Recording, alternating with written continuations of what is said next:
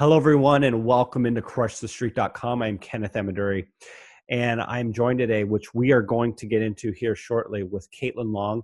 And we had a great discussion on the future and what has been going on in blockchain. She's been an evangelist in the space for many years now and has a lot to bring to the table. And what's especially interesting in this discussion is we discuss blockchain's use cases in areas that are valuable and maybe other areas which are more frivolous and were just used as hype during the 2017 bull market. So stay tuned for that. If you want some more information on where we are in this crypto bear market and how I see this playing out, visit crushthestreet.com/crypto. Hello, everyone, and welcome into crushthestreet.com. I got an exciting interview for everyone today. We have Caitlin Long on the line. Her website is caitlin-long.com. We'll have it in the description area. She's with the Wyoming Blockchain Coalition, and she's got years of experience in the crypto space. Many people say that, if you've been in the space prior to 2017, you're considered a veteran or somebody who's an authority in the space because of how fast things move in crypto. Especially last year, it seemed like a week in crypto felt like a month, and a month felt like a year with all that was going on in the space. So she's been in it for very many years. She's been a crypto evangelist, and I'm very excited to get her thoughts on where we are right now. Caitlin, thanks for coming on Crush the Street with me today. Yeah, it's my pleasure. Thank you very much. And I love the raging bull in the background. I've got horses behind me. You've got the raging bull behind you. I literally used to work right outside where that statue is located in New York City. So, well, it's exciting. I love exciting bull markets, but you got to take the bull with the bear. I should have maybe a bear behind me right now. Right. So I'd like to get your thoughts on this brutal bear, if we could. I know you've been very influential in helping Fortune 500 companies understand the value of blockchain. So help us, remind us, please, of the benefits of blockchain here in 2018 in light of what we're seeing right now. Well, I've always thought that price is the least interesting aspect of this technology. I realize that the hype cycle is fun, and a lot of folks got caught up in it, but we also have a lot of folks that lost a lot of money in it. And I wouldn't encourage anyone to think of these as speculative assets. I would encourage everyone to think of these in their applications. And the biggest one ultimately is monetary sovereignty. But in more practical terms, if you don't want to get philosophical, it comes down to essentially improving the transparency and reliability, and I would say stability of the financial system. Now, of course, blockchain can be used in lots of applications outside of finance. I happen to think that's the killer app for it, but there are very successful companies that are using it for supply chain tracking and any other sort of multi-party IT system where shared data doesn't have to be duplicated and reconciled in order to get value for the data. When multiple parties are sharing the same information, there's no reason why they shouldn't share it on a blockchain. Now, when they want to use the information for proprietary reasons, they wouldn't want to share it on a blockchain. But for shared data that multiple parties use and rely on right now, all across the economy, and especially in financial services, that data is duplicated and reconciled, and that's just wasteful. Caitlin, so you've been in this space now for a number of years, evangelizing crypto and blockchain. How has your message evolved over the years since the early days and here and now in 2018? Well, in the early days, I had to keep my head down because I was working at a big Wall Street firm. And when Jamie Dimon last year said he would fire anyone working at his company who was involved in Bitcoin, I definitely had that sense, even though it had certainly not been articulated at that time. This was back in I discovered it in 2012, which was not early by Bitcoin standards, but it certainly was early by Wall Street standards. And it wasn't until late 2013, really early 2014, I sort of came out inside my firm. I was running the pension business, and ultimately felt comfortable enough to do that. And then the ball got rolling, and the message at that time was blockchain, not Bitcoin.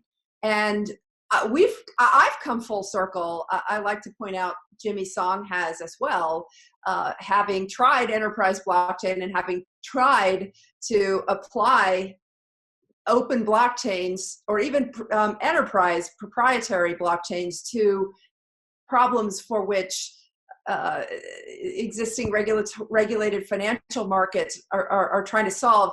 They just don't fit well together. And like Jimmy, for independent reasons, he's of course a developer, I'm not, we both came to the similar conclusion at about the same time that really the power is in these open blockchains. Now, that's not to say there aren't going to be real improvements that come from enterprise blockchains. I'm still a fan of some of those applications, but ultimately what we're now seeing is, instead of trying to fix the system from within, where enterprises are trying to rip out old, inefficient, unfair systems and replace them with blockchain-based systems, we're now seeing the blockchain industry do an end run around the traditional system and coming at it with brand new products. The best example of that I can point to is many of the banks had been trying since 2015, now 3+ years, to create what is effectively a stablecoin. It was called, it was sponsored by UBS, many banks involved, and it was called Utility Settlement Coin. And that project, 3+ years in, hasn't produced anything useful for the financial industry. And then here comes stable coins, from outside, entirely outside of the financial industry. And now the financial, some regulated financial companies are starting to use them for exactly the same reason Utility Settlement Coin got started 3+ years ago. And it took stable coins a lot less time. And I think we're going to see that again and again and again. The next area where I think we'll see that is in the area of security tokens. Interesting. Well, this is a very significant topic, and I think it lends itself to your background. Institutional investor list of most influential people in pensions. That's you. This was you, your title.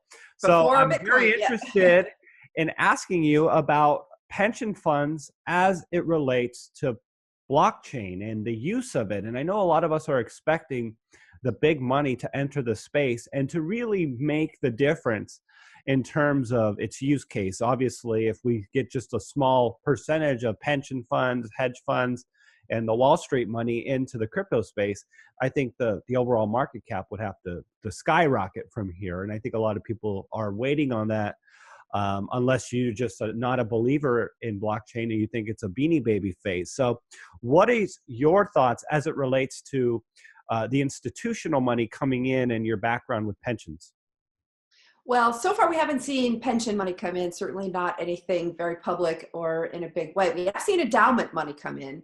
It was a big deal when Yale announced. I knew about it as of last summer, but it wasn't announced until, I believe, October of this year, that Yale invested in the two, and really there are only two institutional quality crypto/blockchain investment funds. One was started by Andreessen Horowitz and another by Sequoia, an ex-Sequoia partner. And Yale and Harvard and MIT and Stanford and Notre Dame all came into those funds. And so there have been, of course, a number of VC funds that have been started that have had institutional support. That list is too long to go through, and that's been true for years. But VC is different than a crypto hedge fund. And I think what most folks are waiting for in the institutional world is the big hedge fund type money, investment money coming in, not VC early stage companies, but actually investing in the cryptos themselves. That I think is going to take some more time, especially given what's happened with the market correction. But we've got to solve something big first. And that is that the custody arrangements have to be clarified. And the SEC has not, they've essentially said that there aren't qualified custodians in the crypto space. Now, there are a number of companies like BitGo and Kingdom Trust, and of course Gemini and Coinbase that are starting institutional quality custody firms. And the interesting question is, will any of them be blessed by the SEC's holy water, so to speak, as being a true institutional custodian? Why does all this matter? Because institutional investors, once they reach a certain level, there are lots of rules around this, but the gist is they have to hold their assets in a third-party custodian to prevent any mischief. And how do you define custody in crypto assets is very difficult. A lot of folks say, well, it's just the private keys. It's whoever custodies the private keys, but the private keys are not the same thing as the coins themselves. So trust me, I'm knee deep in this right now, working with the legislative attorney in Wyoming who's looking at this issue. We're trying to clarify this under Wyoming's laws so that there is a state in the country that has true clarity, legal clarity on the exact status of crypto assets. Currently, there is not a single state in the country that actually can give folks that clarity. So everybody's sort of making it up as they go along, and we'd like to actually create that clarity. All that said, I do think there's room for more institutional investment funds, but I think it's going to take time, even before that. When I say there's room for other institutional investment funds, I mean the custody issue doesn't necessarily have to be solved because the fund itself might self-custody, right? If you go back and look at some of the early articles that were written about Fortress and DRW getting into this space, they were self-custodying the assets, so they can handle it themselves. But I think for big, widespread institutional acceptance, that custody question has to be solved.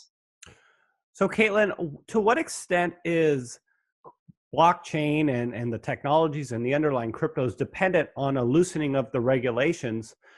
And at what point does it matter if there's this regulatory environment that is trying to keep a lid on crypto? Is there a certain amount of free market natural forces that are going to keep this technology moving along despite what governments do? Well, sure. Folks will always just go do what they want to do, right? This technology knows no borders. The challenge is if you actually want to bring it into regulated institutional investment markets, like you asked me about with institutional investors, they're going to care about the legal structures. They do have to have clarity. And so one of the things I've been doing in Wyoming, working with the Wyoming Blockchain Coalition and the very wise Wyoming legislators who understand that this is a real opportunity for the state of Wyoming to diversify its economy while also solving problems for a nascent industry that needs a home.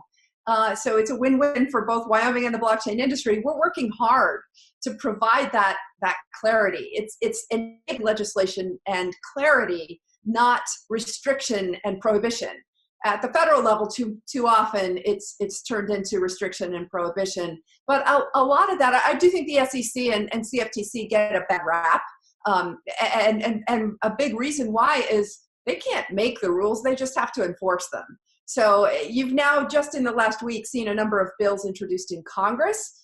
I'm not holding my breath just for any of those bills to be enacted, but I think at the federal level, it is clear that Congress is going to have to step in and answer some really important questions that have practical significance. Like, do we literally have to record capital gains and losses every time we buy a cup of coffee with a crypto asset? Technically, right now, that seems to be what the auditing and accounting profession is advising. Based on the IRS previous pronouncement, there's an effort in Congress to create a $600 exemption. And I hope that passes because practically speaking, that would make it a lot easier for people not to have to actually track every single transaction for tax purposes. Wow. That is a nightmare. I know a lot of us were scratching our heads about it in terms of clarity on the subject matter. Well, yeah. It's really interesting. So where is your focus now? I know you're working with the Wyoming Blockchain Coalition. Do you have any specific cryptos that you are particularly passionate about and see a major future going forward here with?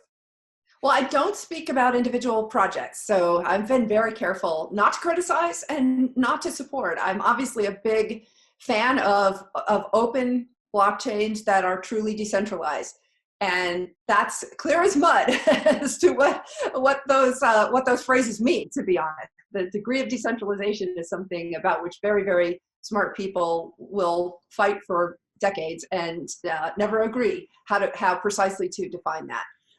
But the whole sector, I've not gotten in the scrum of the fights between the developers. A, I don't have the skill set to do it, and B, I think that I love the fact that there's competition in cryptos and that new technologies are being tried all the time and innovation is accepted, and it's okay to fail. It's okay to put something out there. And maybe if it is better technology, it still won't necessarily win. The network effects are really what I'm passionate about, and the impact of the application of this technology to building big decentralized networks. It is incredibly impressive what has taken place.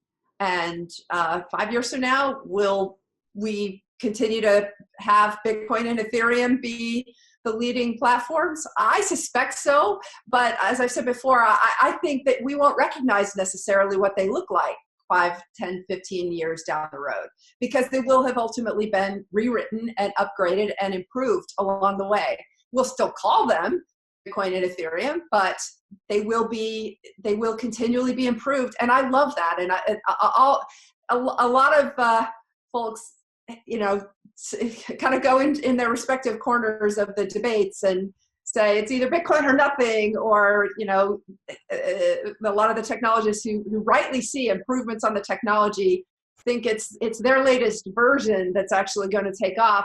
Godspeed to all of you. I think that this innovation is great, and if there are great breakthroughs, I think they will be adopted into the main cryptocurrencies, which have clearly got big decentralization advantages in the networks that they've built up.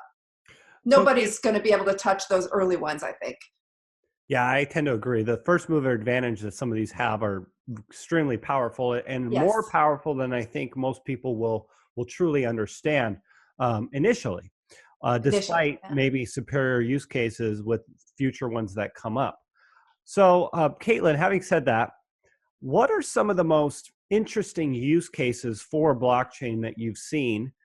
And maybe it's just the clear ones that we've now became familiar with. But my question is, are there other use cases that just came up that really don't make a whole lot of sense? We don't necessarily need decentralization, but in 2017, it was the cool thing to decentralize every single aspect of our life because of the bull market that we were in. So some thoughts on that. Well, I think the coolest use case for this technology is the most basic, which is money.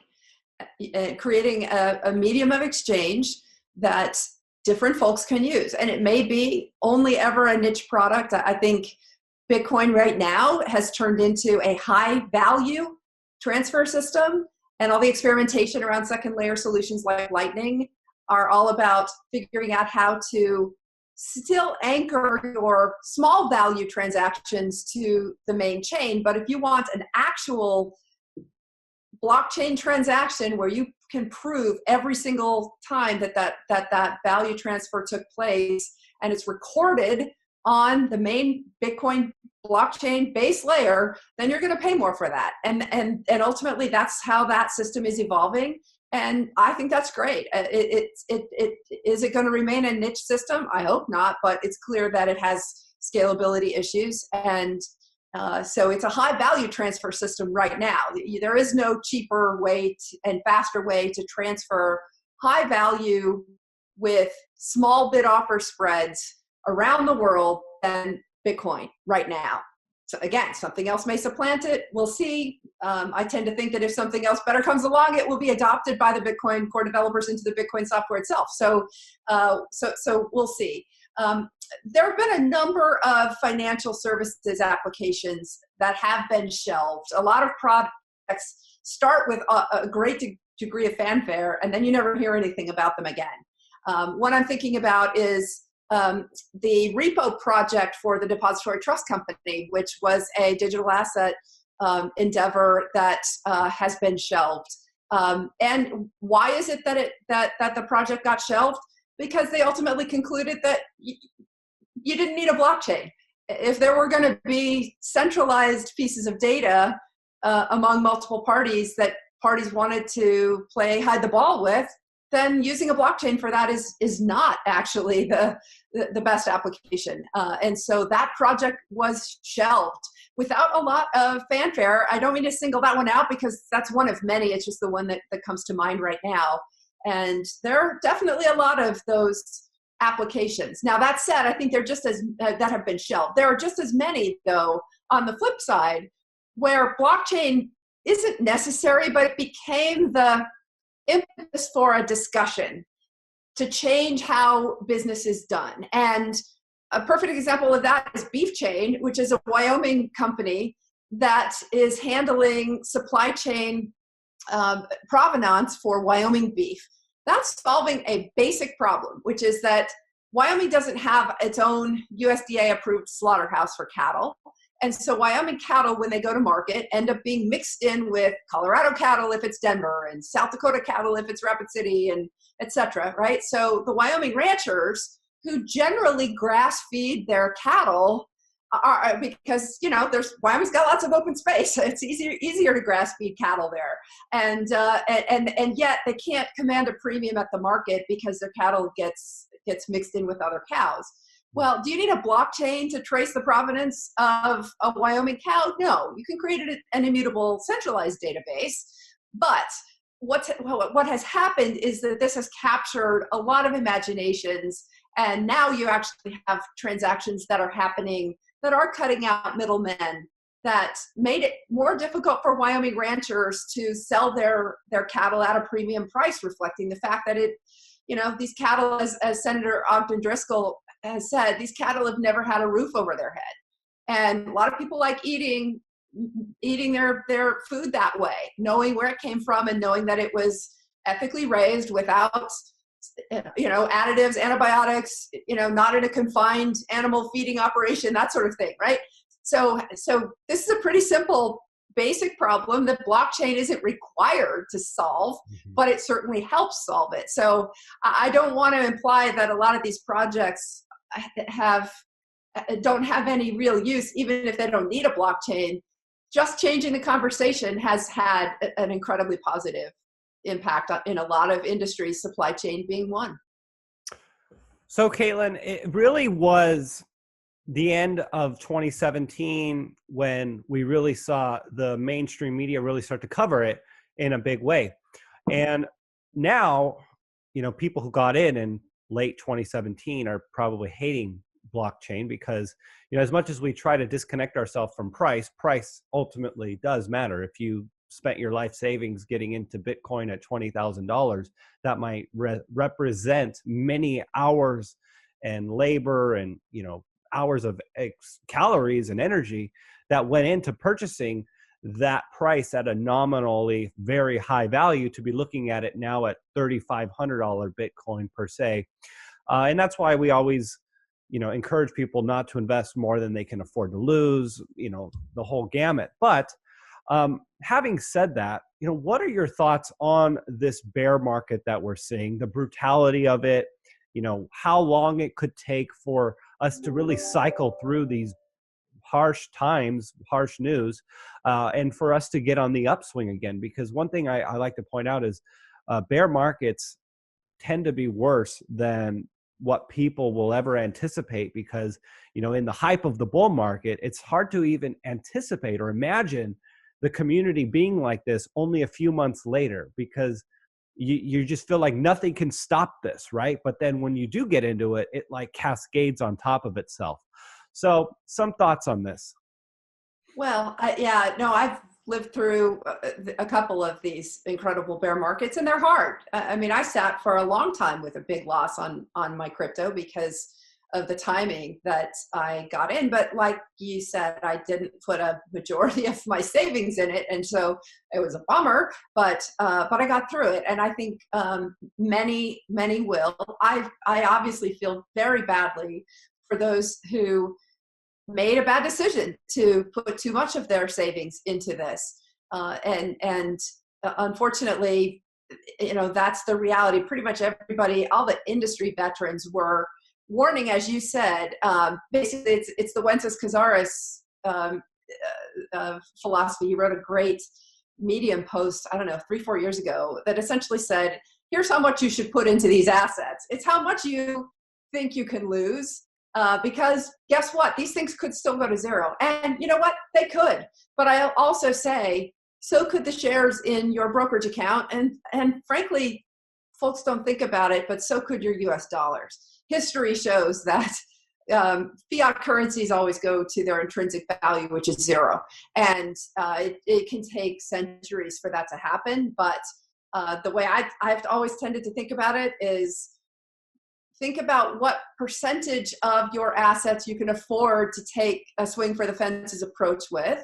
Think about what percentage, what probability you think the mainstream financial system is going to have a major crack during your lifetimes that's going to cause you to be grateful that you took some of your assets out of that system. Neither one of those, the answers to either of those questions is either 0 or 100%, right? And I tend to think in probabilities, and frankly, so does Bitcoin. Bitcoin is a probability-based system. Most of these systems are probability-based systems. Nothing is black and white. And once you get yourself out of that philosophy of black and white, then you can start to answer the questions. And I've never given investment advice, but for my own personal philosophy, I tend to think of it as follows. As long as my return on assets is outpacing my inflation rate, then I'm okay. And even in a massive correction, right? We had one in the stock market in 2008. We've had many of those in history. There will be more. This financial system is fundamentally unstable, and there will be more. And the way I think about it is, as long as my assets go down by less than my cost of living, then I come out ahead. So stop thinking in nominal terms, start thinking in real terms, start thinking in probability terms. What's the probability that you really want that tail risk scenario insurance?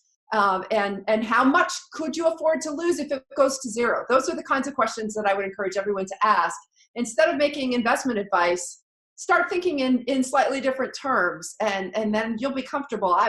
Like most of the veterans in this industry, this is an uncomfortable situation with the bear market, but it's definitely something that I've seen before. And frankly, we're going to see it again. And frankly, we're going to see it in mainstream financial markets during our lifetimes too. Caitlin, you're a rock star, and I appreciate you coming on the show with us today and sharing your thoughts and encouraging us to, be interested in the blockchain space. And you really gave us some things to challenge our minds, and I think you expanded it greatly in this discussion we had. So I appreciate that. If people want to learn more about you and the work you're doing, where can they go, and what can they expect to find? Oh, Caitlin-long.com. I'm also a writer on Forbes.com, and a pretty heavy user of the crypto Twitter and also LinkedIn. Thank you, Caitlin, for your time here at Crush the Street. Thank you.